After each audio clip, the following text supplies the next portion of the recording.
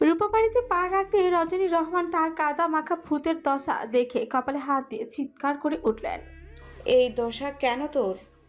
রূপা চোরের মতো মুখ করে আমতা আমতা করে বলল। ওই মা, ভুল করে পড়ে গিয়েছিলাম। পড়ে গিয়েছিস মানে? তোর কি চোখ দুটো নেই? দেখে চলতে পারিস না? রজনী রহমানের কণ্ঠে ছাদ যেন বেরিয়ে চলল। রূপা অপরাধের মতো মাথা নিচু করে দাঁড়িয়ে রইল। সে ভালো করে জানতো বৃষ্টির দিনে এই কাদা মাখার মাসুল তাকে বুকুনি দিয়েই দিতে হবে। ঠিক তখনই আহসান রহমান দোতলা থেকে নিচে নামলেন। রূপাকে ওভাবে কুকড়ে থাকতে দেখে তিনি রজনীর উদ্দেশ্যে মোলায়েম সুরে বললেন। আহা, ওকে বকছো কেন? কলেজ থেকে আসতে না আসতে শুরু করে দিলে। তো কি করব, দেখেন না বৃষ্টিতে ভিজে কি জঘন্য অবস্থা করেছে নিজের। আবার জ্বর আসলে আমার হবে মরণ। রজনী রহমান গজগজ করতে করতে রান্নাঘরের দিকে চলে গেলেন। আহসান রহমান রূপার মাথায় হাত রেখে বললেন। যা মা, ঘরে গিয়ে ঝটপট গোসল করে নাও, না হলে কিন্তু শরীর খারাপ করবে। রূপা দ্রুত নিজের রুমে পালিয়ে গেল। শাওয়ারের নিচে দাঁড়িয়ে তার মাথা থেকে সেই মায়াবী চোখ জোড়া সরছে না। গোসল সেরে ভেজা ড্রেসটা বেলকুনিতে শুকাতে দিয়ে সে অবসন্ন শরীরে বিছানায় এড়িয়ে দিল। কিন্তু চোখ বন্ধ করতেই সেই রাস্তার ধারের পুরুষের বিধ্বংসী চাহনে তার চোখের সামনে জীবন্ত হয়ে উঠল। রূপা ধরফর করে চোখ মেলে তাকালো। কি হচ্ছে এইসব তার সাথে? কেন ওই ভূত পুরুষের মায়াবী চাহনি তাকে তাড়া করে ফিরছে? সেই নিজেকে শান্ত করে পুনরায় চোখ বন্ধ করল, কিন্তু বারবার ওই স্লেট করা ভ্রু আর নিশাতুর গভীর চোখ জোড়া তাকে সম্মোহিত করতে লাগলো। রূপার ভেতরে এক অদ্ভুত ছটফটানি শুরু হলো। মনে হলো ওই চোখ জোড়া তার শিরায় শিরায় কোনো এক বিষাক্ত নেশা ধরিয়ে দিয়েছে। মুহূর্তেই তার সারা শরীর জ্বরে উত্তপ্ত হয়ে উঠল। সে সে অসংলগ্নভাবে বিড়বিড় করতে লাগলো। ওই পুরুষটা খুব ভয়ঙ্কর, ওই চোখ জোড়া বড় ভয়ঙ্কর। এদিকে বাঁধন এসেছে শুনে খুশিতে প্রায় নাচতে নাচতে শান্তা তার রুমে ঢুকলো। বাঁধন তখন বিছানায় আছড়া হয়ে ফোনে স্ক্রলিং করছিল। শান্ত দরজায় দাঁড়িয়ে আহ্লাদি গলায় ডাকলো। বাঁধন ভাইয়া, কেমন আছেন? অজানা এক মেয়েলি কণ্ঠস্বর শুনে বাঁধন ফোন থেকে চোখ সরিয়ে সামনে তাকালো। শান্তাকে চিনতে পেরে সে নির্লিপ্ত গলায় শুধল। তুই শান্তা না? কিন্তু শান্তা তখন উত্তর দিতে ভুলে গেছে। তার সামনে 6 ফুট 3 ইঞ্চির এক জ্যান্ত গ্রিক দেবতা বসে আছে। জিম করা সে সুঠাম দেহ আর পৌরুষতৃপ্ত গাম্ভীর্য দেখে সে যেন বাকরুদ্ধ হয়ে গেছে। সে অপলক দৃষ্টিতে বাঁধনের দিকে তাকিয়ে রইল। বাঁধন বিরক্তিতে ভ্রু কুচকাল। তার সেই স্লেট করা ভ্রু জোড়া কুচকে যাওয়ার তাকে আরো ভয়ঙ্কর সুন্দর দেখালো। সে অত্যন্ত কর্কশ আর গম্ভীর গলায় ধমক দিয়ে উঠল। চোখ নামা। আপনি কি সত্যি আমার চাচাতো ভাই? বাঁধনের মেজাজটা এবার বিগড়ে গেল। সে বিছানা থেকে নেমে চাওয়ালটা কাঁধে নিয়ে ওয়াশরুমের দিকে পাপার যাওয়ার সময় তার ছেলের সাথে ছুড়ে দিল। তোর বাপ ভাইকে গিয়ে জিজ্ঞেস কর আমি কে। শান্তা ঝড়ের বেগে দৌড়ে রূপার রুমেই ঢুকলো। সেখানে তখন রজনী রহমান রূপার কপালে ভেজা জলপটি দিয়েছেন আর বিরতিহীনভাবে বকে চলেছেন। রূপার এই অবস্থা দেখে শান্তা অবাক হয়ে শুধল। কি হয়েছে চাচি? ওর মাথায় পানি দিচ্ছ কেন? সাদে কি আর দিচ্ছি, আবার জ্বর বাঁধিয়ে বসে আছে। কতবার বলছি বৃষ্টিতে ভিজবি না, কিন্তু আমার কথা কি ওর কানে যায়? আমি যখন মরে যাব তখন বুঝবে। রজনী রহমানের প্রতিটি শব্দ রূপার উপর জমে থাকা রাগ স্পষ্ট ফুটে উঠেছিল। রূপা তখনও চোখ বন্ধ করে পড়ে আছে। জ্বরে শরীরে পুড়লেও তার মস্তিষ্কে কেবল সেই রাস্তার মোড়ের দেখা দেওয়া সেই পুরুষটির রাজকীয় অবয়ব আর স্লিট করা ভ্রুর নেচে থাকা মায়াবী চোখ জোড়া ঘুরপাক খাচ্ছে। সে বারবার মাথা ছাড়া দিয়ে সেই চিন্তাই ছেড়ে ফেলতে চাইছে, কিন্তু এক অমোঘ আকর্ষণে বারবার সেই দৃশ্যই ফিরে আসছে। রজনী রহমান জল পৌঁছে দিয়ে কিছুক্ষণ পর গজগজ করতে করতে রুম থেকে বেরিয়ে গেলেন। শান্তা এতক্ষণ পাশে চুপচাপই বসেছিল, এবার সুযোগ পেয়ে রূপার গা ঘেঁষে বসলো। রূপা উঠে আছোয়া হয়ে শান্তা উত্তেজনায় ফেঁচে পড়ল। রূপা, জানিস কি হয়েছে? রূপা জ্বরের ঘোরে ভাঙা গলায় জিজ্ঞেস করল। কি হয়েছে? আমি না একটু আগে বাঁধন ভাইয়ার সাথে দেখা করে আসলাম। ও খোদা, কি হ্যান্ডসাম! বিশ্বাস করবি না, আমি তো বিশ্বাসই করতে পারছি না যে আমার চাচাতো ভাই এতটা সুন্দর হতে পারে।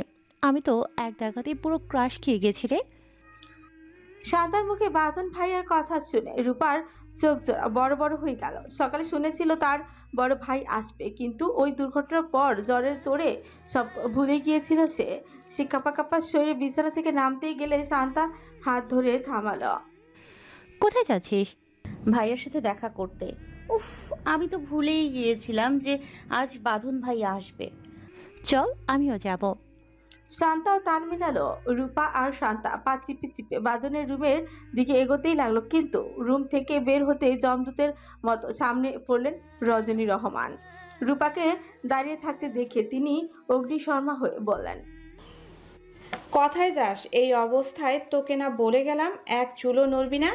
আম্মু, বাঁধন ভাই এসছে আর আমি এখন পর্যন্ত একটা কথাও বলতে পারলাম না। ওনাকে তো আমি কখনো দেখিনি, তাই একটু কথা বলতে যাচ্ছি। রুমে যা এক্ষুনি, যা বলছি।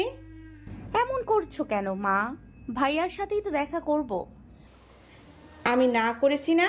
রুমে যা বলছি। রজনী রহমানের কণ্ঠে এক অদ্ভুত কঠোরতা। রূপা আবারও কিছু বলতে চাইলে রজনী রহমান আর সহ্যই করলেন না।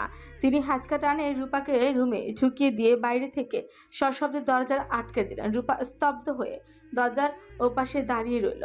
তার মা কেন এমন অস্বাভাবিক আচরণ করলো সেটা সে বুঝতে পারল না। পরে ভাবলেও হয়তো তার শরীর খুব খারাপ বলেই মা এমন কড়াকড়ি করছে। একটু সুস্থ হলে নিশ্চয়ই দেখা করতে দেবেন। রাতের বেলা ডাইনিং টেবিলে নেমে এলো বাঁধন। পরনে অ্যাশ রঙের টি শার্ট আর ছাই রঙের ট্রাউজার। চুলগুলো অবিন্যস্ত আর প্রচণ্ড ঘুমের কারণে চোখ দুটো একটু ফুলে ভারী হয়ে আছে। সে কারোর দিকে না তাকিয়ে চুপচাপ নিজের জায়গায় বসে পড়ল। ডাইনিং টেবিলে পরিবারের সবাই উপস্থিত হলো, কেবল রূপা ছাড়া। শান্তা নিজের সব লজ্জা বিসর্জন দিয়ে নির্লজ্জের মতো বাঁধনের দিকে তাকিয়ে আছে, যেন এই সুপুরুষকে দেখাটাই তার জীবনের একমাত্র কাজ। কিন্তু বাঁধন সেদিকে প্রক্ষেপও করলো না। সম্পূর্ণ নীরব থেকে সে খাওয়া শুরু করলাম। খাওয়ার মাঝপথে আতিক রহমান বাঁধনের দিকে তাকিয়ে সরাসরি প্রশ্ন করলেন, বাবা বাদন, তুই তোর বাবার সাথে কথা বলিস না কেন? বাঁধন কোনো উত্তর দিল না। সে যেমন নীরব ছিল তেমনি নিষ্ক্রিয় থেকে খেতে লাগলো। আতিক রহমান কিছুটা ক্ষুব্ধ হয়ে পুনরায় বললেন, বড়রা কিছু জিজ্ঞেস করলে উত্তর দিতে হয়, এইটা কি তুই শিখিস নাই? বাঁধন এবার খাওয়া থামালো না, তবে মাথা নিচু রেখেই অত্যন্ত ঠান্ডা আর ধারালো গলায় বলল, আমি এতিম। 14 বছর আগে মা হারানোর সাথে সাথে আমার বাবু হারিয়ে গেছে। তাই আশেপাশে আমার কোনো বাবা আছে বলে আমি মনে করি না। বাঁধনের এই তপ্ত বাক্য শুনে আতিক রহমান পুনরায় কিছু বলতে যাচ্ছিলেন, কিন্তু আহসান রহমান হাতের ইশারায় তাকে থামিয়ে দিলেন। আহসান রহমান এবার সরাসরি বাঁধনের চোখের দিকে তাকিয়ে ব্যথিত অথচ শক্ত গলায় বললেন, আমি জানতাম তুই রাখি, কিন্তু তুই যে এতটা অভিমানী আর ইগো নিয়ে চলিস তা আমার জানা ছিল না। এত রাগ তোর বাবার ওপর? বাবার অপরাধ কি সে শুধু আরেকটা বিয়ে করেছে এটাই? কিন্তু রজনী কি তোর সাথে কখনো খারাপ ব্যবহার করেছে যে তুই তাকে বর ভাবিস? রজনীর মাঝে কি তুই কখনো সৎমের কোনো আচরণ পেয়েছিস? কথাটা শেষ হতেই বাঁধনের হাতে আঙুলগুলো প্লেটের উপর স্থির হয়ে গেল। সে কোনো উত্তরই দিল না, কোনো তর্কেও জড়ালো না। সশব্দে চেয়ার ছেড়ে উঠে গিয়ে হাত ধুয়ে কারো দিকে না তাকে গটগট করে সিঁড়ি বেয়ে উপরে নিজের রুমেই চলে গেল। হাজী রহমান অত্যন্ত বিষণ্ণ মনে আহসানের দিকে তাকিয়ে বললেন, খাওয়ার মাঝে এসব কথা কেন বলতে গেলে?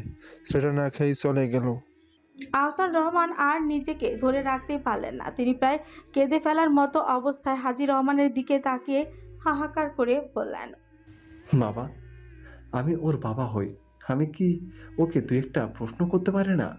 ও আমার সাথে কথা বলছে না, বাবা থাকা সত্ত্বেও নিজেকে এতিম বলছে। তার মানে আমাকেও ও পর করে দিচ্ছে। আমি একজন বাবা হয়ে এই অপমান সহ্য করি কীভাবে? এখন কি আমি বাবা হয়েও ছেলেকে কিছু জিজ্ঞেস করতে পারবো না? সে অধিকারটুকু কি ও আমাকে দেবে না? পাশ থেকে আকাশ খিলখিল করে হেসে উঠল। তার আকস্মিক বিদ্রুপাত্মক হাসির শব্দে বাড়ির সবাই স্তম্ভিত হয়ে অবাক চোখে তার দিকেই তাকালো। হাজী রহমান ফিউকোজকে তার দিকে তাকিয়ে ধমকে সুরে বললেন, কি হয়েছে? তুই এইভাবে হাসছিস কেন? আকাশ প্লেচে হাত নাড়তে নাড়তে তচ্ছিলে সুরে বলল, চাচুর কথা শুনে হাসি পাচ্ছে। চাচু কি বলল? সে ওর বাবা হয়। অথচ এই সেই বাবা যে 14 বছর আগে নিজের জন্মদাতা ছেলেকে সামান্য কারণে পুলিশে দিতে চেয়েছিল। সেই ভয় তো দাদুকে দেশ ছেড়ে বাইরে পাঠিয়েছিল। কেন হলো বাঁধনের জীবন এমন? কেন ওকে নিজের দেশ ছাড়তে হলো? কারণ ও রূপার মাথা ফাটিয়ে দিয়েছিল। সবাই শুধু ওর রাগটাই দেখলো, কিন্তু সেদিন ও কেন এমনটা করেছিল তার কারণ একবারও কেউ জানতে চায়নি। শুধু সবাই ওর রাগটাই দেখে নিল। মানুষ এমনি এমনি এমন চুপ হয়ে যায় না। ভেতর থেকে মানুষ যখন মরে যায় তখনই সে জ্যান্ত লাশের মতো হয়ে যায়। আর সেটাই হয়েছে বাঁধনের সাথে। ও এখন নিজেকে নিজের মতো গুছিয়ে নিয়েছে। ও একা থাকতে পছন্দ করে। তাই আপনাদের সবার উচিত এখন ওকে একটু ওর মতো থাকতে দেওয়া আর ওকে ওর মতো বাঁচতে দেওয়া। মুহূর্তে আহসান রহমান একদম পাথরের মতো নিথর হয়ে গেলেন। আকাশের প্রতিটি কথা যেন বিষাক্ত তীরের মতো তার বুকে বিঁধল। পুরো ডাইনিং টেবিল এক ভয়াবহ নীরবতায় ছেয়ে গেল। আহসান রহমান আর সেখানে বসে থাকতে পারলেন না। তিনি হাত ধুয়ে না খেয়েই ধীর পায়ে নিজের রুমে চলে গেলেন। নিজের রুমের ব্যালকনিতে অস্থিরভাবে পায়চারি করছে শান্তা। তার মানে আকাশ ভাইয়া যা বলেছিল তা সত্যি। বাদন ভাইয়া সত্যি রূপার মাথা ফাটিয়ে দিয়েছিল। সে তো ভেবেছিল আকাশ ভাইয়া তো মজা করেছে, কিন্তু আজ প্রমাণ পেল এটা কোনো গল্প নয়, বরং এক ভয়াবহ বাস্তব। শান্তা আপন মনে বিড়বিড় করে বলতে লাগলো, তার মানে কাকি রূপাকে এই কারণেই বাঁধন ভাইয়ার ছায়া পর্যন্ত মারাতে দিতে চাচ্ছে না, কারণ বাঁধন ভাইয়া রূপাকে দু চোখে সহ্য করতে পারে না। ইস, কি রহস্যময় এক বাড়িতে বাস করি আমি। না জানি এই চার দেওয়ালের মাঝে আরও কত রহস্য লুকিয়ে আছে যা এখনো সামনে আসা বাকি। আকাশ বাঁধনের রুমে ঝুঁকল। তাকে রুমে না পেয়ে সরাসরি ব্যালকনি দিয়ে চলে এলো। বাঁধন তখন বুকে হাত ভাঁজ করে এক দৃষ্টে অন্ধকারের দিকে তাকিয়েছিল। আকাশ আলতো করে তার কাঁধে হাত রেখে নরম গলায় বলল, না খেয়ে চলে আসলি কেন? আকস্মিক ডাকে বাঁধন কিছুটা চমকে উঠল।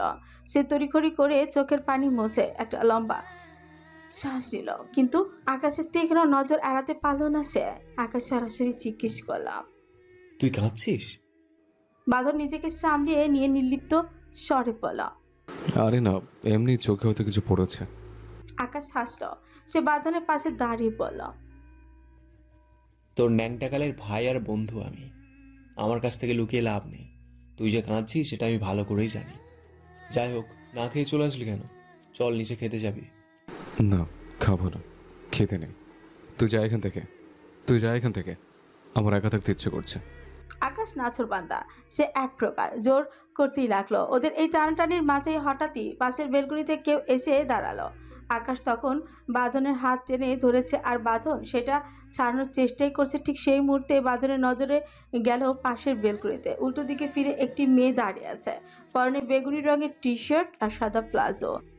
তার পিঠ ছাপিয়ে হাঁটু সমান লম্বা চুলগুলো হালকা বাতাসে ঢেউ খেলছে। বাঁধন কিছুটা অবাক হয়ে ভাবলো তাদের বাড়িতে এই মেয়েটিকে। আকাশও সেদিকে তাকালো। বাঁধনকে ওই ব্যালকনির দিকে স্থির দৃষ্টিতে তাকিয়ে থাকতে দেখে সে নিচু স্বরে বলল, ওইটা রূপা, ওই যে ওখানে দাঁড়িয়ে আছে।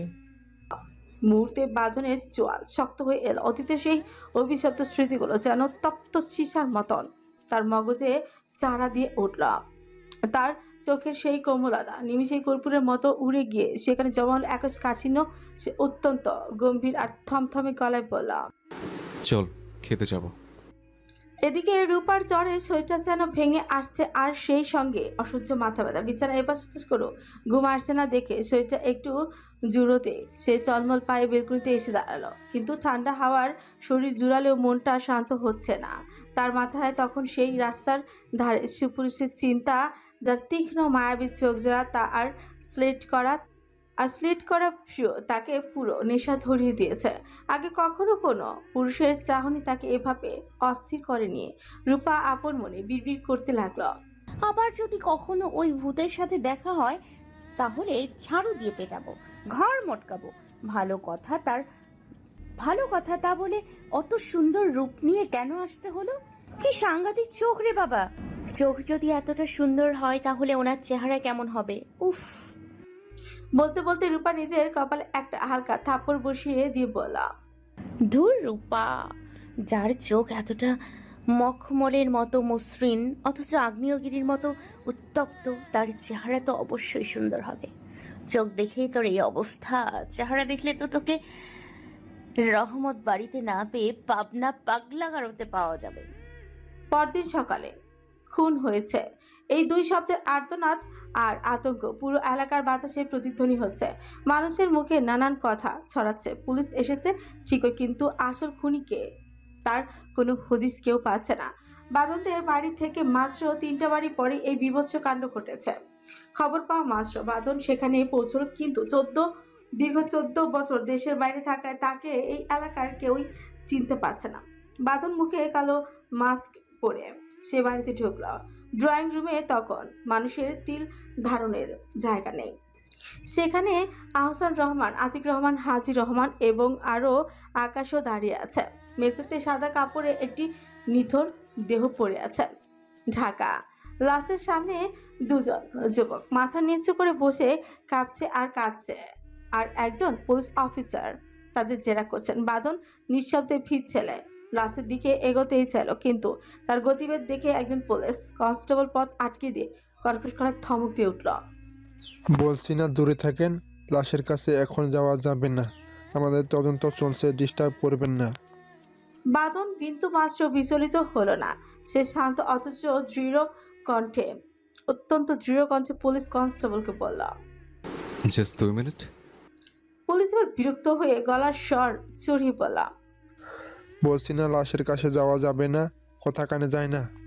বাদন পিছু হটলই না। সে কনস্টেবলের চোখের দিকে সোজাসুজি তাকে প্রশ্ন করল। এটা তো মার্ডার কেস, তো আপনারা কি বুঝেছেন যে খুনি ঠিক কিভাবে মেরেছে?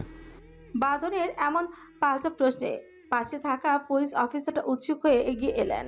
তিনি বাদনের সামনাসামনি দাঁড়িয়ে তীক্ষ্ণ দৃষ্টিতে তাকে মেপে নিলেন। পুলিশটি কিছু সন্দেহ সুরে বললেন। এইটা পুলিশের কাজ, পুলিশ সেটা করেছে, সময় হলে সবাইকে জানিয়ে দেওয়া হবে। তা মিস্টার, আপনি কে?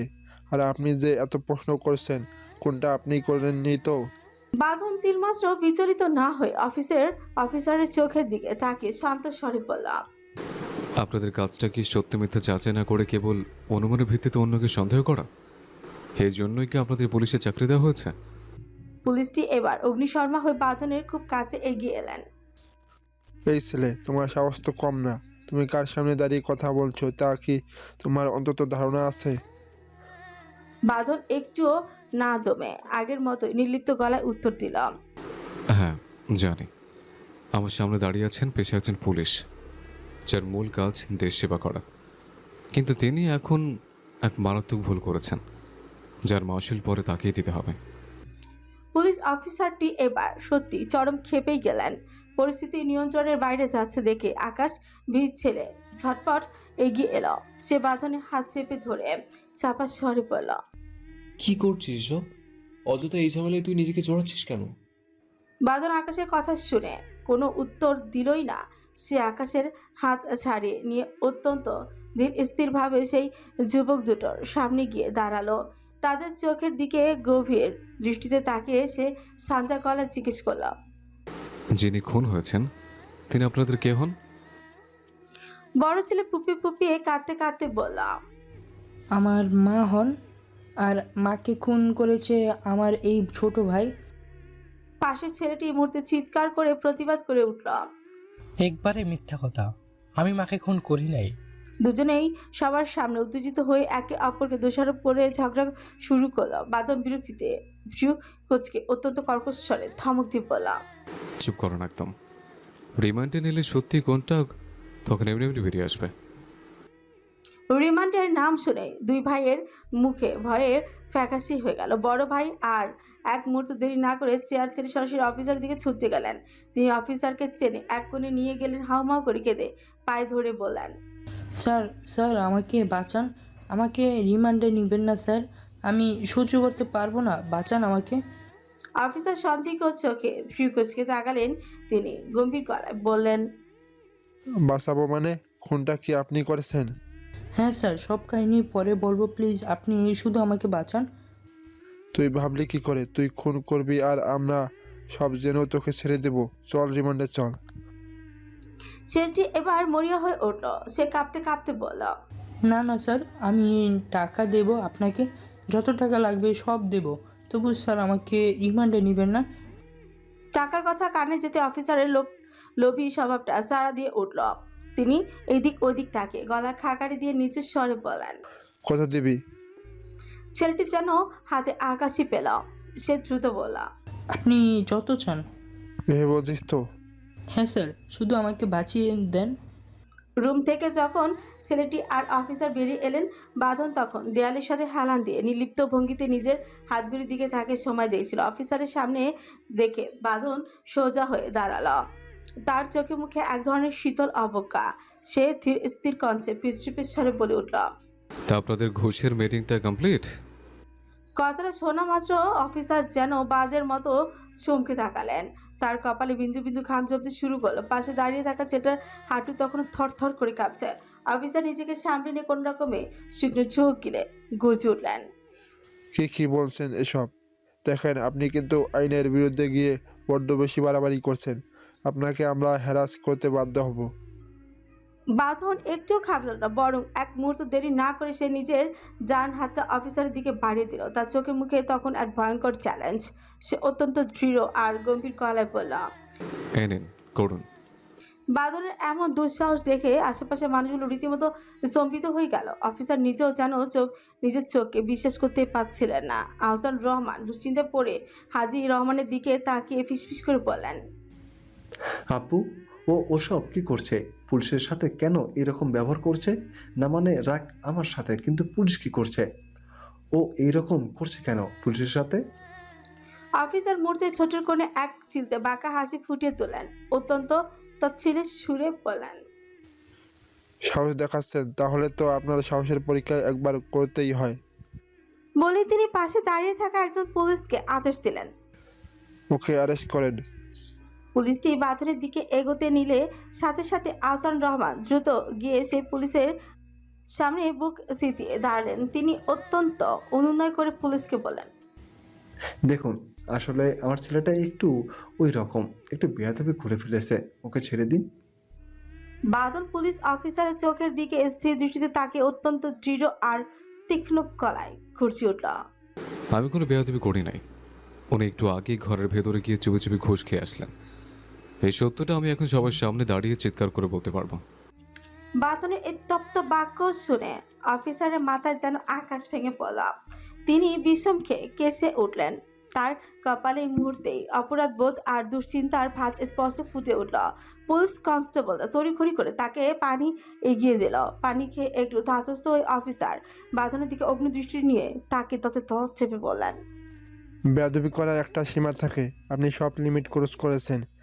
এর শাস্তি আপনাকে আজ হারে হারে পেতেই হবে। ধরো একে, থানায় নিয়ে 2টা জবরদস্ত ধোলাই দিলে পুলিশের সাথে মস্করা করার শখ মিটবে। অফিসার ইশারা একজন পুলিশ কনস্টেবল হিংস্র ভঙ্গিতে এগিয়ে এসে বাঁধনের 2 হাত টেনে ধরল। সে পকেট থেকে লোহার তৈরি হ্যান্ডকাপ বের করে সশব্দে বাঁধনের 2 হাতের কবজিতে পরিয়ে দিল। লোহার সেই বড় শীতল স্পর্শে বাঁধনের চোয়াল আরও শক্ত হয়ে এলো, কিন্তু তার চোখের মনিতে এক বিন্দু ভয়ের লেশ মাত্র নেই। ছেলের এমন দশা দেখে আহসান রহমান আর্তনাদ করে উঠলেন। তিনি পাগলের মতো এগিয়ে এসে গিয়ে বললেন, আরে করছেন কি আপনারা? আমার ছেলেটাকে হাত করে পড়াচ্ছেন কেন? ও তো বাচ্চা মানুষ, না বুঝে আবেগে বলেছে। ময়মনসিংহের আকাশ জুড়ে তখন ভোরের নরম রোদ। ঘড়ির কাঁটায় ঠিক সকাল 9টা। আনন্দমোহন কলেজের সেই ঐতিহাসিক লাল ইটের দালানগুলোর উপর রোদের আভা পড়ে এক মায়াবী পরিবেশ তৈরি হয়েছে। বিশাল রেঞ্চি গাছগুলোর ছায়ায় ঘেরা ক্যাম্পাসে তখন শিক্ষার্থীদের কলকাকলিতে মুখর। কলেজের সামনে গেটের ঠিক বাইরে নিজের বাইকে হেলান দিয়ে আয়েশ করে বসে আছে ইশতিয়াক। পাশে তার সাঙ্গপাঙ্গরা দাঁড়িয়ে জটলা করছে। ইশতিয়াকের তীক্ষ্ণ নজর রাস্তার দিকে, কখন রূপা আসবে সেই অপেক্ষায় সে অস্থির। কলেজের সামনে হঠাৎই ইশতিয়াককে দেখে সাধারণ ছাত্রছাত্রীদের মধ্যে কান্নাঘোষা শুরু হয়ে গেছে, কারণ ইশতিয়াক সচরাচর কলেজে আসে না, আর এলেই কোনো না কোনো শোরগোল তো পড়েই যায়। অনেকক্ষণ পেরিয়ে গেলেও রূপাকে আসতে না দেখে ইশতিয়াক কিছুটা বিরক্ত হলো। বললাম, কলেজ টাইম হয়ে যাচ্ছে, ও আসে না কেন? আমিও তো বুঝতে পারছি না ভাই। ইশতিয়াক আর দেরি করলো না, বাইক থেকে নেমে ঝাড়া দিয়ে দাঁড়িয়ে বলল, চল ভিতরে যাই, ওদের ডিপার্টমেন্টের কাউকে খুঁজে জিজ্ঞেস করব। ইশতিয়াক আর তার দলবল নিয়ে দাপটের সাথে কলেজে ঢুকলো। অনেক ছেলে ইশতিয়াককে দেখে সমীহ করে বড় ভাই বলে সালাম দিতে লাগলো, কিন্তু ইশতিয়াক সেদিকে ভ্রুক্ষেপও করলো না। সে সরাসরি করিডোর দিয়ে এগিয়ে চলল। আসতে বারান্দার এক কোণে সে কেয়া আর বৃষ্টিকে দাঁড়িয়ে থাকতে দেখল। রূপার সাথে কাল ওদের দেখেছে বলে চিনতে মোটেও সময় লাগলো না। সে সরাসরি গিয়ে তাদের সামনে বুক চিতিয়ে দাঁড়ালো। ইশতিয়াকের এই হঠাৎ আবির্ভাবে কেয়া আর বৃষ্টি ভয়ে কিছুটা কুকড়িয়ে গেল। ইশতিয়াক তাদের চোখের দিকে তাকিয়ে গভীর গলায় বলল, তোমাদের বান্ধবী কই? বান্ধবী? কোন বান্ধবী? ইশতিয়াক বিরক্তিতে কপাল চুলকাতে চুলকাতে একটা বাঁকা হাসি দিয়ে বলল, ওই যে কি যেন নাম, হ্যাঁ রূপা, ও কই? ও ও ও ও তো আসেনি। ইশতিয়াক ফ্রু কুচকে তাকালো। তার চোখে মুখে বিরক্তির ছাপ স্পষ্ট। সে সরাসরি জিজ্ঞেস করল, কেন আসেনি? কিছু বলেছে তোমাদের? কেয়া আর বৃষ্টি দুজনেই অসহায়ভাবে নাসূচক মাথা নাড়ল। ইশতিয়াক আর এক মুহূর্ত সেখানে দাঁড়ালো না। একটা তপ্ত শ্বাস ফেলে নিজের দলবলটা নিয়ে গটগট করে কলেজ থেকে বেরিয়ে গেল। ইশতিয়াক বৃষ্টির আড়লে যেতেই বৃষ্টি ফিসফিস করে কেয়ার দিকে তাকিয়ে বলল, এই ছেলে রূপাকে কেন খুঁজছে রে? কেন খুঁজছে জানিস না? কালকে ঝামেলাটাই না করলো, দেখলি না? নিশ্চয় এ ছেলে রূপাকে মারার জন্য খুঁজছে। উফ, কাল কত করে বললাম যাস না, মেয়েটা শুনলই না। এদিকে ইশতিয়াক তার দলবল নিয়ে সরাসরি রূপদের বাসার সামনে এসে দাঁড়ালো। বেশ সুন্দর তিনতলা বাড়ি, উপরের ছাদ আর সদর দরজার একটা বড় গেট। গেটের উপর স্পষ্ট করে লেখা রহমান বাড়ি। ইশতিয়াক অস্থিরভাবে গেটের সামনে পায়চারি করছে। তার চোখে কখনো ছাদের দিকে যাচ্ছে তো কখনো সারি সারি রুমের লাগোয়া বেলকনির দিকে অপর দিয়ে ঘুরে আসছে। তার সারাটা অস্তিত্ব যেন ছটফট করছে শুধু একবার রূপাকে দেখার জন্য। তীব্র জ্বরে গা পুড়ে যাচ্ছে রূপার। সে যে বিছিয়ে আছে টলমল পায়ে সে বিছানা থেকে নেমে কোনো মতে চুলগুলো অবিন্যস্ত হয়ে পিঠের উপর ছড়িয়ে আছে। সে ওয়াশরুমে ঢুকে ব্রাশের পেস্ট নিয়ে দাঁত মাজতে মাজতে আলতো পায়ে বেলকনির দিকে এগিয়ে এলো একটু মুক্ত বাতাস পাওয়ার আশায়। বাইরে পা রাখতে চোখ আটকে গেল নিচে। হঠাৎ তাদের বাসার সামনে ঠিক সামনে কালকের ওই ছেলেটা দেখে রূপা রীতিমতো আটকে উঠল। আতঙ্কে তার বিস্ময়। সে উপর থেকেই স্থির হয়ে দাঁড়িয়ে রইল। ঠিক সেই মুহূর্তে ইশতিয়াকের নজর চলে গেল উপরে সরাসরি রূপার চোখের উপর। রূপাকে দেখা মাত্র ইশতিয়াকের ঠোঁটের কোণে একটা চড়া হাসি ফুটে উঠল। সে হাত নাড়িয়ে রূপাকে ইশারায় হাই জানালো। মুহূর্তের মধ্যেই সেই খুনের বাড়িতে পুলিশের গাড়ি এসে থামলো। জিপ থেকে স্বয়ং ওসি সাহেব নামলেন। তাকে দেখা মাত্রই উপস্থিত সব পুলিশ অফিসার শটান দাঁড়িয়ে স্যালুট দিলেন। কিন্তু ওসি সাহেবের নজর গেল একপাশে দাঁড়িয়ে থাকা সেই সুদর্শন যুবকের দিকে, যার হাতে ঝকঝকে লোহার হ্যান্ডকাপ পরানো। তিনি ফিকুজকে দায়িত্বপ্রাপ্ত অফিসারের দিকে তাকে গরু গম্ভীর গলায় বললেন, কি হয়েছে? একে হ্যারেস করেছো কেন? স্যার, ও চরম বেয়াদবি করছে। লিমিট ক্রস আমার সাথে উল্টাপাল্টা কথা বলছিল। করেছেটা কি সে? অফিসারের তখন বাঁধনের সব কথা আর তর্কের বিষয়গুলো বিস্তারিতই বললেন। সব শুনে ওসি সাহেব বাঁধনের দিকে তীক্ষ্ণ দৃষ্টিতে তাকিয়ে বললেন, এ ছেলে, তোমার সাহস তো কম না, পুলিশের সাথে মশকরা করো। আহসান রহমান এবার ওসির দিকে অত্যন্ত কাতর হয়ে তাকিয়ে বলেন, দেখুন স্যার, আমার ছেলেটা একটু জেদি স্বভাবের, প্লিজ ওকে ছেড়ে দিন। ওসি সাহেব কোনো কথা না বলে বাঁধনের খুব কাছে গিয়ে দাঁড়ালেন। তারপর আদেশ দিলেন, তোমার মাস্কটা খোলো তো। বাঁধন নির্বিকার ভঙ্গিতে নিজের মুখের মাস্কটা সরিয়ে ফেল। মাস্কটা সরাতেই বাঁধনের পূর্ণ চেহারা সামনে এলো। বাঁধনের মুখটা দেখা মাত্রই ওসি সাহেবের হাত থেকে পুলিশের লাঠিটা প্রায় পড়েই যাচ্ছিল। তার চেহারায় কাঠিন্য মুহূর্তে উধাও হয়ে সেখানে চরম আতঙ্ক আর সম্মান ভর করল।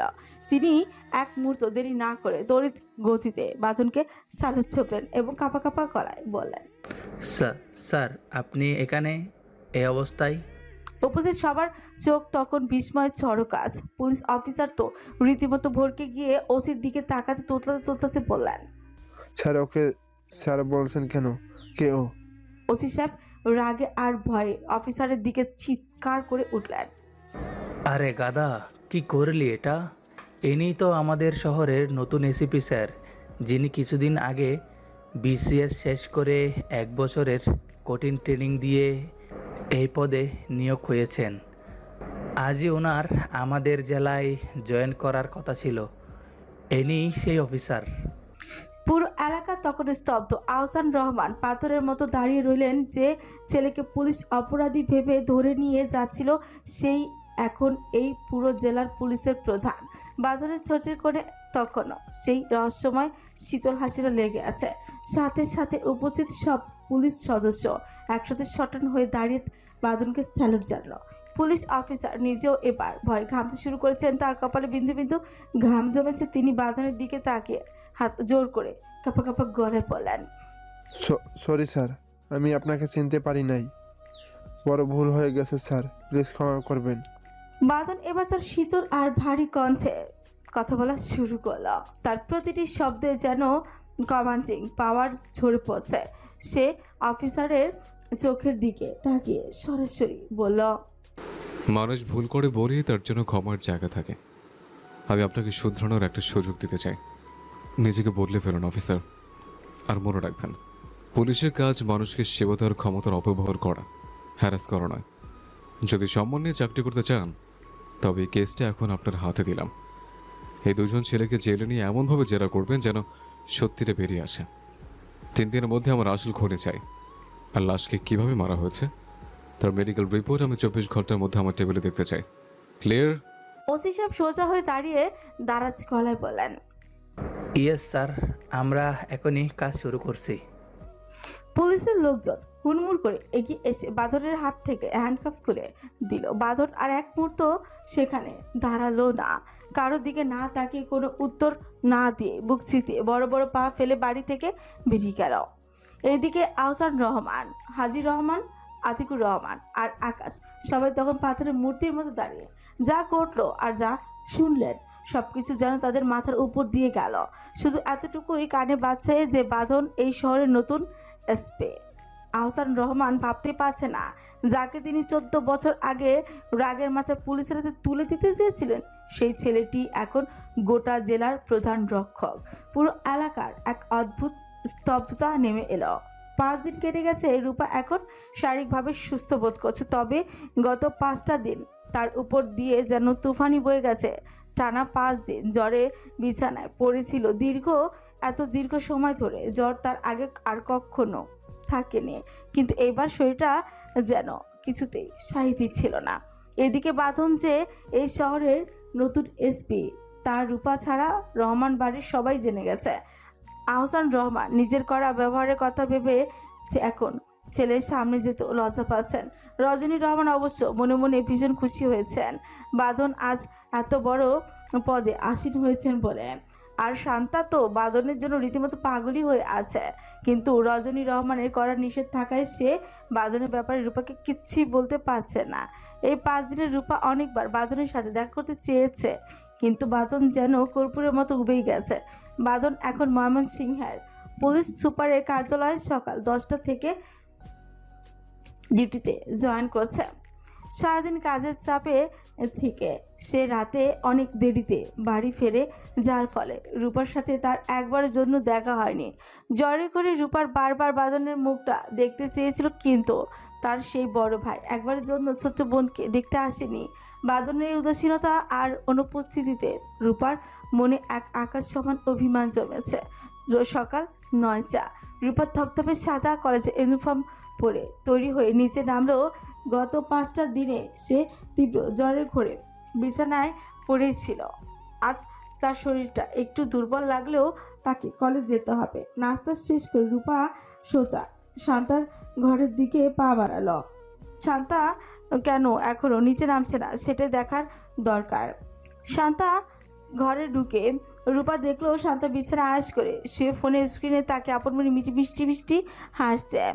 রূপা সামনে এগিয়ে দাঁড়িয়ে প্রশ্ন করলাম, আপু তুমি বসে আছো, ভার্সিটি যাবে না? শান্তা যেন হঠাৎই চমকে উঠল। হড়বড় করে ফোনের লক বন্ধ করে সে কাঁচোমাচো হয়ে অসুস্থতার ভান ধরল। না রে, আজ শরীরটা একদম ভালো লাগছে না, তুই যা, আমি আজ আর যাব না। কেন আপু, কি হয়েছে তোমার? শান্তা পেটে হাত দিয়ে একটা মেকি যন্ত্রণা অভিনয় করে বললাম, পিরিয়ড রে, প্রচুর পেট ব্যথা করছে। ও আচ্ছা, তাহলে তুমি রেস্ট নাও, আমি গেলাম। সকালবেলার ব্যস্ত রাস্তায় তখন রিস্কা আর ইজি বাইকের জটলা। রাস্তার মোড়ে দাঁড়িয়ে থাকা সেই বখাটাদের আস্ফালন যেন বেরিয়ে চলেছে। কলেজের মেয়েদের দেখলেই তারা সস্তার শীষ দিচ্ছে আর আজে বাজে মন্তব্য করছে। তাদের একজন একটা মেয়ের দিকে তাকিয়ে চিৎকারি করলাম, আরে শালা কি মাদুরে ভাই, একদম কুচি আপেলের মতো দেখতে। ঠিক রাস্তার রোড দিয়েই দাপটের সাথে বাইক চালিয়ে আসছিল বাঁধন। তার পরনে পুলিশের গর্বের ইউনিফর্ম। ময়মনসিংহের নতুন এসপি নেভি ব্লু রঙের একদম টানটান ফিটিং ইউনিফর্মে বাঁধনের সুঠাম দেহভঙ্গি যেন ফেটে পড়ছে। কাঁধের উপর রূপলি রঙের 3টে শাপলা রোদ চকচকে রোদে লেগে চিকচিক করছে। মাথায় দামি হেলমেট, আর সেই হেলমেটের কাচের আড়ালে থেকেও তার তীক্ষ্ণ দৃষ্টির তেজটা পাওয়া যাচ্ছে। তার স্লিট করা বা চোখের ভ্রুটা যা তাকে একদম এক মারাত্মক হ্যান্ডসাম আর খুনে লুক দিয়েছে। ফর্সা কবজিতে বাঁধা কালো লেদারের বেল্টের এক বিশাল আকৃতির দামি ঘড়ি। সেই এক হাতে বাইক কন্ট্রোল করে অন্য হাতে আলতো করে স্টাইলে হ্যান্ডেলের উপর রেখেছে। ইউনিফর্মে বাঁধনের আজ এতটা পাওয়ারফুল আর আকর্ষণীয় লাগছে যে রাস্তার মানুষগুলো তার দিক থেকে চোখ সরাতে পারছে না। সে বাইক চালিয়ে এগিয়ে আসছে, আর ঠিক সেই মুহূর্তে বাম দিকের গলি থেকে রূপা বেরিয়ে এলো। রূপা দ্রুত পা চালিয়ে মেইন রাস্তায় উঠে সামনের দিকে হাঁটতে শুরু করলো। রূপা যখন সেই বখাটে ছেলেদের কাছাকাছি পৌঁছলো তখন তারা সামনে আরও দুটো কলেজের মেয়ে হাঁটছিল।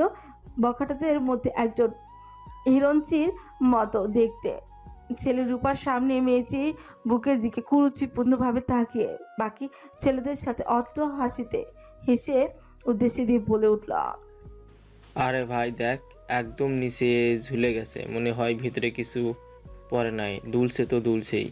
কথাটা রূপার কানে বিষাক্ত তীরের মতো বেঁধল। সামনের মেয়ে দুটো রাগে আর অপমানে মাথা নিচু করে চলে যেতে থাকলেও রূপা নিজেকে সামলাতে পারল না। তার রক্ত টকবক করে ফুটছে। সে এক মুহূর্ত দেরি না করে পায়ের জুতা খুলে সেই ছেলেটার সামনে গিয়ে তার গেঞ্জির কলার খামচে ধরল। তারপর কোনো কিছু ভাবার আগে ঠাস করে জুতোর বাড়ি মারতে শুরু করলো ছেলেটার গালে আর পিছে। রূপার চোখের দৃষ্টি তখন আগুনের গোলার মতো জ্বলছে। সে চিৎকার করে বলতে লাগলো, কুত্তার বাচ্চা, মা বোনদের সম্মান করতে জানিস না? যে নারী তোকে 10 মাস 10 দিন গর্ভে ধারণ করেছে, যে নারীর বুক ফেটে আসা দুধ খেয়ে তুই বড় হয়েছিস, আজ সেই নারীর অঙ্গ নিয়ে নোংরা নজরে কথা বলিস? লজ্জা করে না তোর? যে শরীর থেকে তোর জন্ম সেই শরীরকেই তুই ভোগের বস্তু মনে করিস? তাহলে কি তুই তোর মাকেও এমন নজরে দেখিস? রূপার এমন সাহসী মূর্তি দেখে সেই মেয়ে দুটো থমকে দাঁড়িয়ে গেল। আশেপাশে আরো অনেক নারী ভিড় জমালো। ঠিক সেই চরম উত্তেজনার মুহূর্তে বাঁধন তার গর্জন করা বাইকটি নিয়ে সেখানে পৌঁছালো। রাস্তার জটলা আর একটি মেয়েকে ছেলে পেটাতে দেখে সে রূপার ঠিক পেছনে হার্ট ব্রেক কষে বাইক থামিয়ে দিল। হুট করে পুলিশের এসপির ইউনিফর্ম পরা একজন দীর্ঘদেহী অফিসারকে বাইকের উপর দেখতে পেয়ে উপস্থিত সাধারণ মানুষ আর বখাটেদের কলিজাতটা শুকিয়ে গেল। সবার মনে এক অজানা আতঙ্ক। এখন না জানি কি হয়। বখাটেরা থরথর করে কাঁপতে শুরু করেছে, কিন্তু রূপার তখন কোনো হুঁশ নেই। সে তখনও রাগে অন্ধ হয়ে বাঁধনকে খেয়ালি করে। সে ছেলেটাকে আরো জোরে জোরে জুতোর বাড়ি মারতে মারতে বলতে লাগলো, তোরে আজকে আমি মেরেই ফেলবো, মেরে তোকে থুথু দিয়ে গোসল করাবো। কুত্তার বাচ্চা, মেয়েদের সম্মান দিতে না জানলে এই সমাজে তোর মতো জানোয়ারের বেঁচে থাকার কোনো অধিকার নেই।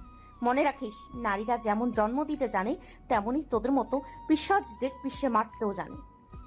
বাঁধনের কাছে এখন পুরোপুরি পরিষ্কার হয়ে গেল কেন মেয়েটা ওই ছেলেগুলোকে পশুর মতো পেটাচ্ছে। বাঁধন মুগ্ধ নানে তাকিয়ে রইল মেয়েটার এই অদম্য সাহস দেখে। সে মনে মনে বেশ অবাক হলো, কিন্তু সেই মেয়েটার মুখ দেখতে পাচ্ছে না, কারণ মেয়েটা উল্টো দিকে ঘুরে আছে। বাঁধন নজর গেল মেয়েটার কাঁধে থাকা কলেজ ব্যাগের উপর। মুহূর্তেই তার মনে পড়ে গেল 5 দিন আগের সেই বৃষ্টির দিনের কথা। ওই দিন যে রাস্তায় মেয়েটিকে দেখেছিল, এই মেয়েটির ব্যাগও হুবহু এক। তবে এ কি সেই মেয়েটা?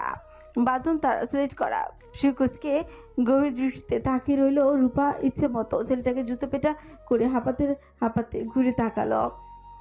আর ঠিক সেই মুহূর্তে বাঁধনের সাথে তার চোখাচোখি হলো। বাঁধনের হেলমেটের গ্লাসের নিচে সেই মায়াবী আর তীক্ষ্ণ চোখ দুটো দেখা মাত্র রূপা জমে উঠল। তার বুকের ভেতরটা আবারও সেই অজানায় ধক করে উঠল। এদিকে বাঁধন অপলক দৃষ্টিতে তাকিয়ে আছে রূপার দিকে। সে ভাবতে পারেনি আবারও এই মেয়েটির সাথে তার দেখা হবে। আর আজকে এই সাহসী রূপ দেখে সে সত্যি সত্যি বিস্মিত। বাঁধনের গায়ে বাংলাদেশি পুলিশের ঝকঝকে ইউনিফর্ম দেখে রূপা আর এক দফা স্তম্ভিত হয়ে গেল। তার মানে কি এই যেটা পুলিশ? সেদিন কি তবে সে কোনো ভূত দেখেনি, রক্ত মাংসে করা মানুষই দেখেছিল? তাদের দুজনের এমন এই নীরব ভাবনার মাঝেই বকাটের ছেলেগুলো সুযোগ বুঝে দৌড়ে পালাবার চেষ্টা করতে বাঁধন তার মধ্যেই চোখের পলকে তার প্যান্টের বেল্টের হোলস্টার থেকে সার্ভিস রিভলভার বের করলো। বাইকের উপর বসেই অত্যন্ত নিখুঁত নিশানায় হাতটা বাড়িয়ে পরপর ঠাস করে কয়েকটা গুলি ছুড়ল। প্রতিটি গুলি সরাসরি বিঁধল পলায়নরত 3 বখাটের পায়ে। গুলির সেই শব্দ পুরো এরিয়া কেঁপে উঠল। রূপা ভয়ে চিৎকার দিতে 2 হাতে নিজের কান চেপে ধরল, চোখ বন্ধ করে ফেলল।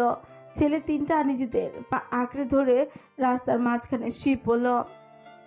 রাস্তার মাঝখানে লুচিয়ে পড়ল। যন্ত্রণায় তাদের গগনবিধির আর্তনাতে আশেপাশের বাতাস ভারী হয়ে উঠল। বাঁধন অত্যন্ত নির্লিপ্ত ভঙ্গিতে তার পকেট থেকে স্মার্টফোনটা বের করলো।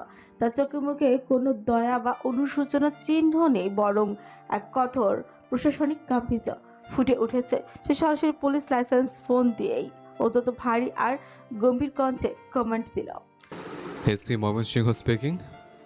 ব্রহ্মপুত্র মোড়ে ইমিডিয়েটলি একটা ব্যাকআপ টিম আর অ্যাম্বুলেন্স পাঠাও। 3টে পটেনশিয়াল লিফটিজারকে নিউট্রালাইজ করা হয়েছে। I want them in custody right now. Over. Rupa ধীরে ধীরে চোখ তুলে রাস্তার দিকে তাকিয়ে শিউরে উঠল। ছেলেগুলো পা ধরে ছটফট করছে আর সেখান থেকে রক্ত গড়িয়ে কালো পিচ ঢালা রাস্তা ভিজে যাচ্ছে। সে যে মেয়েটিকে নিয়ে ওই নোংরা মন্তব্য করা হয়েছিল তার চোখে মুখে এখন এক অদ্ভুত প্রশান্তির হাসি। সে যেন আজ দীর্ঘদিন জমানো অপমানের বিচার পেল। কিছুক্ষণের মধ্যে সাইরেন বাজিয়ে পুলিশের একটি ভ্যান সেখানে এসে পৌঁছে গেল। গাড়ি থামতেই 4 জন পুলিশ অফিসার তড়িৎ গতিতে নেমে এসে সরাসরি বাঁধনের সামনে গিয়ে দাঁড়িয়ে সালুট ছুকল। বাঁধন তখনও বাইকের উপর বসে আছে। সে শীতল চোখে অপরাধীদের দিকে ইশারা করে দারাজ গলায় আদেশ দিল। 3টে জানোয়ারকে তুলে ভ্যানে ভরেন। জনসমক্ষে মেয়েদের সম্মান নিয়ে ছিনিমিনি খেলার সাহস কীভাবে হয় সেটা এদের হারে হারে বুঝিয়ে দিতে হবে। হাজতে নিয়ে কি এমনভাবে ট্রিটমেন্ট দেবেন যেন সারা জীবন মনে থাকে যে ময়মনসিংহের রাস্তায় দাঁড়িয়ে মেয়েদের দিকে তাকানোর পরিণাম কি হয়। যান, নিয়ে যান এদের। বাঁধনের এই বজ্রকণ্ঠ শুনে পুলিশ সদস্যরা এক মুহূর্তের জন্য দেরি না করে ছেলেগুলোকে ঢেরে হিসেবে ভ্যানে তুলতে শুরু করল। পুরো এলাকা তখন বাঁধনের দাপটে থমথমে হয়ে আছে। ছেলেগুলোকে নিয়ে যাওয়ার পর চারিপাশে থমথমে পরিবেশটা একটা মুহূর্তেই শান্ত হয়ে এলো। বাঁধন উপস্থিত উৎসুক জনতার দিকে তাকিয়ে তীক্ষ্ণ নজর বুলিয়ে গম্ভীর অথচ দারাজ গলায় পড়ল। আপনারা যার যার কাজে যান, এখানে কোনো সিনেমা চলছে না। আর মেয়েরা, তোমাদের কলেজের সময় হয়ে যাচ্ছে, তোমরা কলেজ যাও। আর শোনো, যতদিন এই শহরে আমি আছি ততদিন কোনো বকেটা জানোয়ার তোমাদের দিকে খারাপ নজর দেওয়ার সাহস পাবে না। যদি তোমাদের কাউকে কেউ ডিস্টার্ব করে বা নোংরা কথা বলে তবে ভয় না পেয়ে সরাসরি 999 নম্বরে কল করবে। আমরা অবশ্যই এর বিরুদ্ধে কড়া অ্যাকশন নেব। এখন যাও সবাই। বাঁধনের বজ্র কণ্ঠে শুনে সাধারণ মানুষ ভয়ে সম্মানে মাথা নিচু করে দ্রুত যার যার গন্তব্যে চলে গেল। মেয়েরাও স্বস্তি নিঃশ্বাস ফেলে কলেজের দিকে হাঁটা দিল। এদিকে রূপা তখনও এক জায়গায় দাঁড়িয়ে থরথর করে কাঁপছে। তার মানে সেদিন সে কোনো ভূত রক্ত মাংসে মানুষ ছিল দেখেছিল। সে মানুষটাকে সে ভয়ঙ্কর ভেবেছিল। সেই এখন শহরে সর্বময় ক্ষমতার অধিকারী এক পুলিশ অফিসার। রূপা আর এক মুহূর্ত সেখানে দাঁড়াতে চাইল না। সে ঘাড় নিচু করে উল্টো দিকে হাঁটা দিতে পেছন থেকে সেই বাঁধনের ভারী কণ্ঠস্বর ভেসে এলো। এই শোনো। রূপা যেন বিদ্যুৎ স্পৃষ্টে হলো। ভয় তার পা দুটো মাটিতে আটকে গেল। সে ভাবলো সবার সামনে ওই ছেলেকে কিভাবে জুতো পেটা করেছে বলেই হয়তো এই পুলিশ অফিসার তাকেও এখন ধরে জেলে নিয়ে যাবে। সে কোনো মতে কাঁপতে কাঁপতে বাঁধনের দিকে ঘুরে দাঁড়ালো। চোখ দুটো ছলছল করে উঠল তার ভয়ে। স্যার, আমি জাস্ট নোংরা কথা বলার জন্য ওই ছেলেটাকে মেরেছি। ও খুব আজে বাজে কথা বলছিল মেয়েটাকে নিয়ে। প্লিজ স্যার, আমাকে জেলে দেবেন না।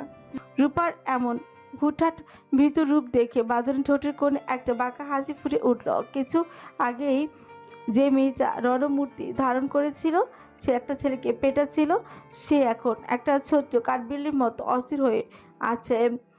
বাঁধন বাইকের উপর আয়েশ করে বসে দীর্ঘ শ্বাস টেনে রূপার চোখের দিকে স্থিরভাবে তাকিয়ে বলল, নাম কি তোমার? রূপা।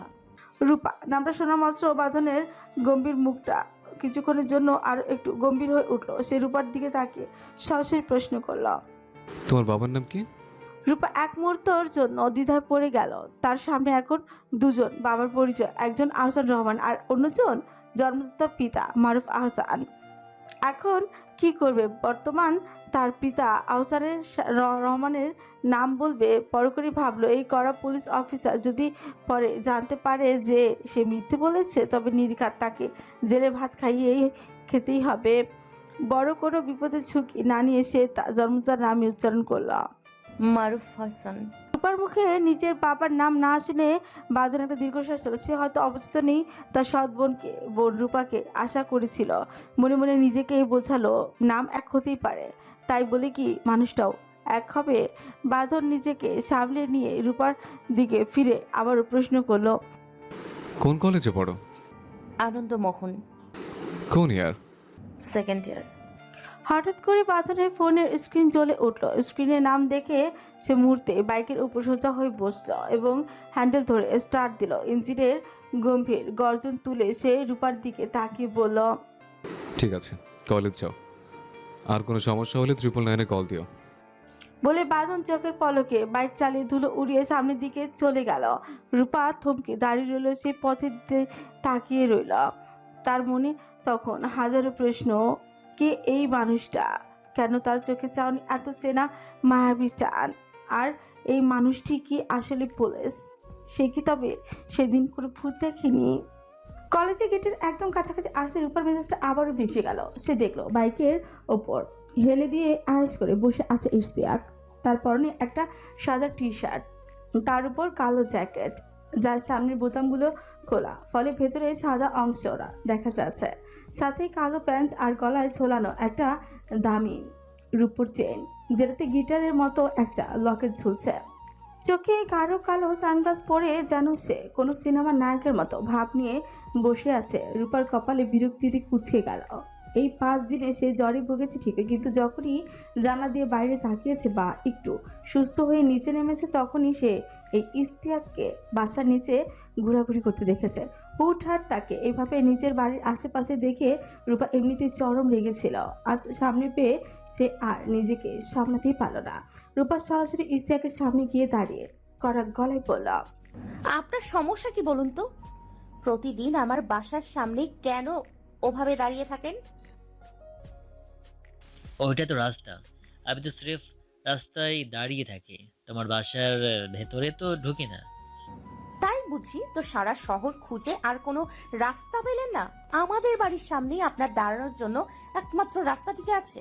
তা বুঝলাম আপনি রাস্তায় দাঁড়িয়ে থাকেন, তো আমাকে দেখে অমন দাঁত বের করে হাসতেন কেন? হ্যাঁ, কেন আমাকে হাই দিয়েছেন আপনি? ইশতিয়াক মাথাটা চুলকাতে চুলকাতে একটা বাঁকা হাসি দিয়ে বলল, তুমি আসলে অনেক বেশি কথা বলো তো। রূপা এক চুলও ছাড় দিল না, না দিয়ে উল্টো পাল্টা জবাব দিল, মুখ আছে অবশ্যই বলবো, আপনার তাতে কি? ইশতিয়াক যেন রূপার এই রাগী রূপ দেখে আরো মজা পেল। সে সানগ্লাসটা জ্যাকেটের পকেটে রাখতে রাখতে বলল, ওকে, নো প্রবলেম, বলো, আমি শুনছি। তোমার কথাগুলো আমার কাছে অমৃতের মতো মধুর লাগছে। ইশতিয়াকের এই নির্লজ্জ উত্তর শুনে রূপার রাগে একদম অগ্নিশর্মায় হয়ে গেল। সে এক মুহূর্ত থামলো না, এক নিঃশ্বাসে ইশতিয়াককে লক্ষ্য করে বলতে লাগলো, তাই খুব ভালো লাগছে। তাহলে শুনেন, আপনি একটা কুত্তা, গাধা, শেয়াল, শূকর, গরু, ছাগল, ভেড়া, মহিষ, বানর, হনুমান, ভাল্লুক, শিয়াল, নেকড়ে, হায়না, ইঁদুর, চিকা, বিড়াল, সব বিচ্ছু, গুইসাপ, চামচিকা, হাতি, ঘোড়া, গন্ডার। রূপার মুখে পৃথিবীর সব পশুর নামের ফিরিস্তি শুনে ইশতিয়াকের চোখ টেরা করে ফেলল। সে বুকে হাত দিয়ে নাটকে ভঙ্গিতে পেছন থেকে নিজের বাইকের দিকে হেলে পড়তে পড়তে আর্তনাদ করে উঠল, ও আল্লাহ, কি আবার ধর হার্ট অ্যাটাক করবে মনে হয়। রূপা ও নাটকীপনা দেখে একটা বিশ্রী মুখভঙ্গি করে গটগট করে কলেজের ভিতরে ঢুকে গেল। রনি ইশতিয়াককে কোনো মতে ধরে ফেলে অবাক হয়ে বললাম, ভাই কি ডেঞ্জারাস মেয়ের বাবা, আমি নিজেও তো এত পরশু নাম জানি না, আর এই মেয়েটা এক নিঃশ্বাসে এতগুলো পরশু নাম কেমনে বললো? ভাই ইশতিয়াক তখনও ঘোরের মধ্যে, সে হাঁপাতে হাঁপাতে বলা, আমাকে পানি দিয়ে তাড়াতাড়ি, গলা শুকায় কাঠ হয়ে গেছে। পাশ থেকে একজন ছেলে তড়িঘড়ি করে এক বোতল পানি নিয়ে এলো। ইশতিয়াক প্রাণ ভরে ছকছক করে পানি খেয়ে বুক ভরে দীর্ঘশ্বাস নিল। রনির সুযোগ বুঝে আবারও ফোরন কাটল। এই মেয়েটা বিয়ের আগেই আপনার সাথে এমন চন্ডাল আচরণ করছে, বিয়ের পর তো এই মেয়ে আপনাকে ঝাঁটা পেটা করতেও পিছুবা হবে না। ভাই ভাবেন কপালে কি আছে। ইশতিয়াক তার টি শার্টের কলারটা একটু স্টাইলে ঝেড়ে দিয়ে একগাল হেসে বলা, আরে শালা, ও তো ইশতিয়াকের হবু বউ। আর ইশতিয়াকের বউ কি এতটা শান্ত হবে নাকি? আমি যেমন ডেঞ্জারাস, আমার বউ হবে তেমন ডেঞ্জারাস। আর হইল ঝাঁটা বেটা, বউয়ের হাতের ওসব আদরে মার, দু একটা খাওয়া তো বড় কোনো ব্যাপার না। আর সেই বড় যদি রূপা হয় তাহলে তো কথাই নেই, ওর হাতে সারা জীবন মার খেতেও রাজি আছে। ময়মনসিংহের জেলা পুলিশ সুপারের কার্যালয়ে বিশাল এক কক্ষ, যার আভিজাত্য আর গাম্ভীর্য যে কাউকে শুরুতেই বুঝিয়ে দেবে এই শহরে আইন শৃঙ্খলার মূল কেন্দ্রবিন্দু এটি। ঘরের মাঝখানে রাখা বিশাল একটি মেহগনি কাঠের টেবিল, যার উপর কাঁচ দিয়ে ঢাকা। টেবিলের এক পাশে বাংলাদেশের জাতীয় পতাকা আর অন্য পাশে পুলিশের লোগো খচিত স্ট্যান্ড। সুসজ্জিত আলমারিতে সারিবদ্ধভাবে সাজানো আইনের মোটা মোটা বই, আর দেয়ালে এক পাশে টানানো বেগম খালেদা জিয়া এবং বর্তমান প্রধানমন্ত্রীর ছবি। এসপি বাঁধন তার সেই গদিওয়ালা উঁচু কালো রেভলিং চেয়ারে মাথা এলিয়ে দিয়ে চোখ বন্ধ করে আছে। পুরো ঘরে এসির একটা মৃদু গুনগুন শব্দ ছাড়া আর কোনো শব্দ নেই। বাঁধনের বা কানের সাথে লেগে আছে সাদা রঙের একটা দামি অ্যাপেল এয়ারপড। সেখানে মৃদু স্বরে বাজছে অনেক বছর পুরনো একটি গান, যা বাঁধন প্রায়ই একা থাকলে শুনে থাকে। হঠাৎই বাঁধনের চোখের পাতায় ভেসে উঠল 5 দিন আগের সেই দৃশ্য। সমবৃষ্টিতে ভিজে এক পাগলি মেয়ে আপন মনে নাচছে আর গান গাইছে।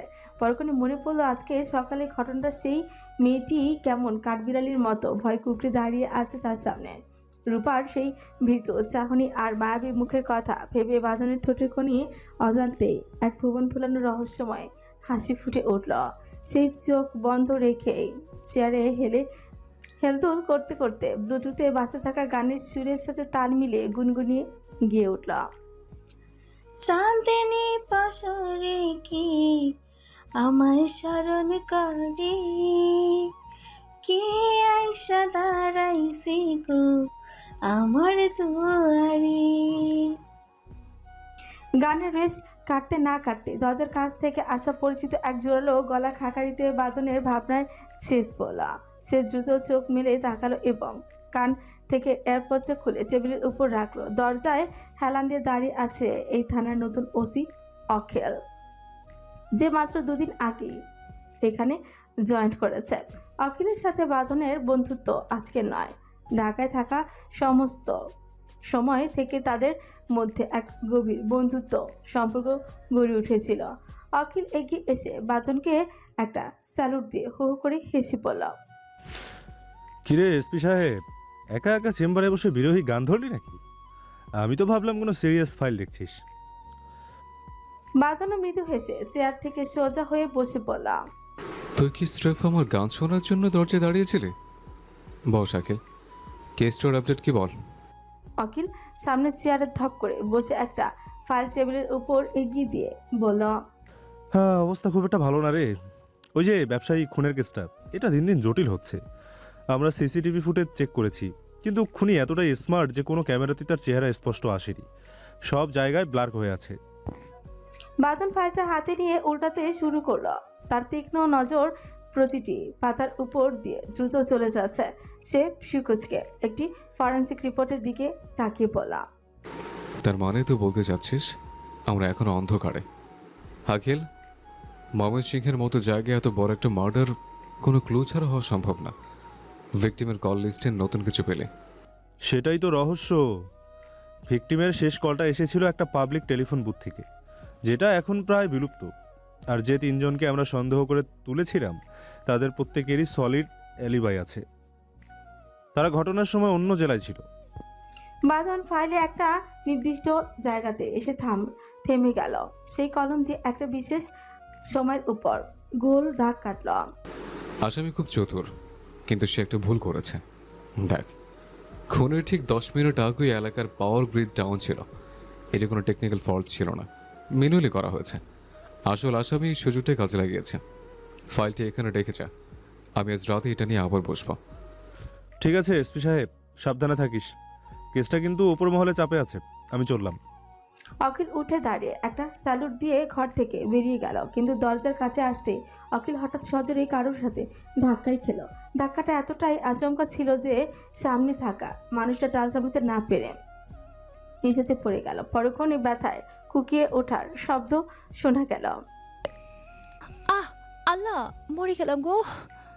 অখিল হকচকিয়ে সামনে তাকিয়ে দেখে একটা মেয়ে মেঝেতে বসে নিজের কোণে ডলছে। মেয়েটির পরনে অ্যাশ রঙের জর্জেট থ্রিপিস, কাঁধের এক সাইডে ঝোলানো একটি সুন্দর ব্যাগ। শান্তা অনেক কষ্টে উঠে দাঁড়িয়ে সামনে স্মরণ পুলিশ অফিসারকে ইউনিফর্ম পরা অবস্থায় দেখে ভয় উঠে গেল। তার হার্টবিট কয়েক গুণ বেড়ে গেছে যেন। সে ভয় ভয় আমতা আমতা করে কাপা কাপা গলায় পড়ল। সরি স্যার, আসলে আমি একদম দেখতে পাইনি। আমি খুবই দুঃখিত। আখিল শান্তার ভয়াতক চেহারা দেখে নিজের গলার স্বরটা কিছুটা নরম করে পড়ল। It's okay. তো তুমি এখানে কেন? এসপির সাথে কি কোনো দরকার আছে? শান্তা অন্যটা ঠিক করতে করতে বলল। ও, বাদন ভাইয়ার সাথে দেখা করতে এসেছি। অখিল এবার অবাক হয়ে শিকুচকালো, তার কপালে ভাঁজ পড়ে গেল। সে বিস্ময় নিয়ে প্রশ্ন করল, হোয়াট? বাঁধন ভাইয়া? হ্যাঁ, ভেতরে যিনি আছেন উনি আমার ভাইয়া। আচ্ছা স্যার, আসি। বলে শান্তা আর এক মুহূর্ত দেরি না করে অখিলের পাশ কাটে দ্রুত পায়ে বাঁধনের কেবিনের দিকে ভেতরে ঢুকে গেল। অখিল সেখানেই স্থির হয়ে দাঁড়িয়ে রইল। সে নিজের মনে পিটপিট করতে লাগলো। বাঁধনের বোন? কই, বাঁধন তো কখনো আমায় বলেনি যে ওর এত সুন্দর পরীর মতো দেখতে একটা বোন আছে। হালার ঘরের হালা, এত বড় খবর চেপে গেছিস? তোর তো খবর আছে। এদিকে শান্তা বাঁধনের কেবিনে ঢুকে দেখে বাঁধন খুব মনোযোগ দিয়ে একটি ফাইল দেখছে। তার কপালে চিন্তার ভাঁজ। শান্তা দরজার কাছে দাঁড়িয়ে হালকা গলা খাকাটি দিয়ে পড়ল। আসসালামু আলাইকুম ভাইয়া। বাঁধন ফাইল থেকে চোখ তুলে সামনে তাকালো। শান্তাকে এই অসময়ে নিজের অফিসে দেখে সে ফিকুজকে সালামের উত্তর নিয়ে পড়ল। ওয়ালাইকুম আসসালাম। তুই এখানে? শান্তা কোনো অনুমতি তোয়াক্কা না করে বাঁধনের ঠিক সামনে চেয়ারটাতে ধপ করে বসে পড়ল। একদম বাঁধনের চোখের দিকে তাকিয়ে চ্যালেঞ্জিং সুরে পড়ল। কেন, আমি কি আসতে পারি না?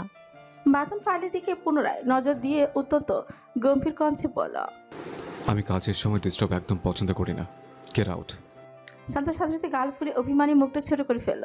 সে কাঁধের ব্যাগটা ঠিক করতে করতে বলল, এটা কোনো কথা ভাইয়া? অতিথির মতো আপনার রাজকীয় কক্ষটা একটু দেখতে আসলাম, আর আপনি দেখা হতেই তাড়িয়ে দিয়েছেন।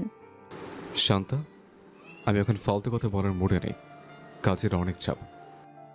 শান্তা নাছর বান্দা। সে চেয়ারে আরো আরাম করে বসে পড়ল। ঠিক আছে, আপনি চুপচাপ আপনার কাজ করেন। আমি জাস্ট এখানে চুপচাপ বসে বসে আপনাকে দেখি, কোনো কথা বলবো না, প্রমিস। বাঁধনের দীর্ঘশ্বাস ফেলে বিরক্তিতে আবারও ফাইলগুলো দেখতে লাগলো। সে জানে শান্তাকে বলে লাভ নেই। আর এদিকে শান্তা অপলক দৃষ্টিতে তাকিয়ে রইল বাঁধনের দিকে। মনে মনে সে কবেই এই মানুষের প্রেমে হাবুডুবু খাচ্ছে। আর এখন তো সেই ভালো লাগা গভীর ভালোবাসায় পরিণত হয়েছে। শান্তা মুগ্ধ হয়ে দেখলো এসির ঠান্ডা বাতাসে বাঁধনের কপালের কয়েকটা চুল অবাধ্য হয়ে এলোমেলো নড়াচড়া করছে। বাঁধনের সে স্লিট করা চুলটা একদম এখন স্পষ্টভাবে ফুটে উঠেছে, যা তাকে মারাত্মক আকর্ষণীয় আর পৌরুষালী করে তুলেছে। শান্তার মনে হলো এই কঠোর পুলিশ অফিসার আড়ালে থাকা মানুষটাকে সে সারা জীবন এভাবেই অপলক দেখে যেতে পারবে। তার হৃদস্পন্দন যেন নিচের অজান্তেই বেড়ে গেল। বাঁধনের প্রতিটি নড়াচড়া, তার ফাইল দেখার ভঙ্গি, সবকিছুই শান্তার কাছে কোনো মায়াবী স্বপ্নের মতো লাগছে। কলেজের বারান্দায় গ্রিলের উপর ভর দিয়ে রূপা, কেয়া, বৃষ্টি আর নাদিয়া সবাই মিলে টিফিন পিরিয়ডের আড্ডা মেতেছে। চারিপাশে হইচইয়ের মাঝে হুচ করে কেয়া প্রশ্ন করে বসল, আয় রূপা, তোর না বড় ভাই বিদেশ থেকে এসেছে, তা তোর জন্য কি কি আনলো শুনি? কেয়ার প্রশ্নে রূপার হাসি খুশি মুখটা মুহূর্তেই মেঘলা হয়ে গেল। সে অভিমানী সুরে ঠোঁট ফুলে ছোট্ট করে পড়ল, কিছু না। বলিস কি, কিছুই আনেনি? একেবারে খালি হাত? পাশ থেকে নাদিয়া একটু বাঁকা স্বরে চিৎপুনি কাটল। আরে বাদ দে তো, সৎ ভাই তো, আপন ভাই তো আর না যে তোর জন্য জান লড়িয়ে দিবে। এত বস্তানোর কি আছে? নাদিয়ার কথায় রূপার বুকে যেন একটু লাগলো। সে দীর্ঘশ্বাস ফেলে পড়ল। আমি ভাইয়াকে কোনোদিন সামনাসামনি দেখিনি, শুধু একটু জেনেছি যে আমার একটা সৎ ভাই আছে যে বিদেশে থাকে। কিন্তু বিশ্বাস কর, আমি কখনো তাকে সৎ মনে করিনি। সব সময় ভেবেছি আমার একটা আপন বড় ভাই আছে। সে যখন বিদেশ থেকে আসবে তখন আমার জন্য কত কি আনবে। ভেবেছিলাম ভাইয়া এলে কত দুষ্টুমি করব, আবদার করব, কিন্তু তার হলো না।